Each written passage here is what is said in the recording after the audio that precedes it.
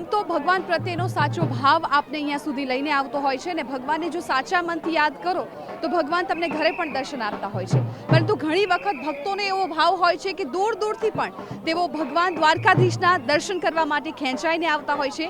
આજે જ એવો એક પરિવાર અમારી સાથે છે, લંડનથી તેઓ ભગવાન દ્વારકાધીશના દર્શન કરવા માટે આવ્યા છે, તેમને બર્થડે વિશ કરવા માટે આવ્યા છે, જન્માષ્ટમીની ઉજવણી કરવા માટે આવ્યા છે। ત્યારે એમની સાથે વાત કરીએ કે તેમને અહીંયા આવીને કેવું લાગી રહ્યું છે। તમે સ્પેશિયલી લંડનથી અહીંયા જન્માષ્ટમીની ઉજવણી કરવા માટે આવ્યા છો, શું ભાવ હતો? ભગવાન ત્યાંથી તમને અહીંયા ખેંચી લાવ્યા? અમને કંઈ ખબર નથી, મેં મારી ફેમિલીએ પહેલાં મોકલી, મને કંઈક આઈડિયા નહોતો કે હું આવીશ કે નહીં।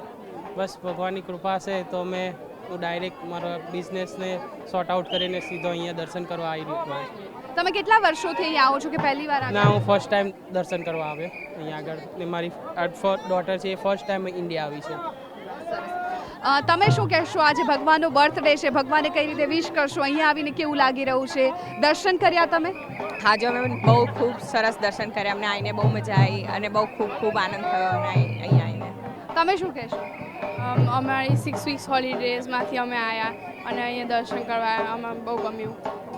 ઘણી વખત એવું થતું હોય છે કે તમે કામથી આવવું હોય તો પણ ટિકિટ્સ ના મળવી, આ બધા ઇશ્યુ થતા હોય છે, પણ આજે ભગવાનનો જન્મદિવસ છે, જન્માષ્ટમીનો આટલો મોટો પર્વ અને તમે અહીંયા છો, કેવું ફીલ થઈ રહ્યું છે? બહુ સરસ ફીલ થઈ રહ્યું છે, બિકોઝ અમે આખી રાત સૂતા પણ નથી, 4 વાગ્યાના અમે લાઈનમાં ઊભા છે મસ્ત દર્શન કરવા માટે, પણ બહુ ફાઇન દર્શન થયા દ્વારકાધીશના।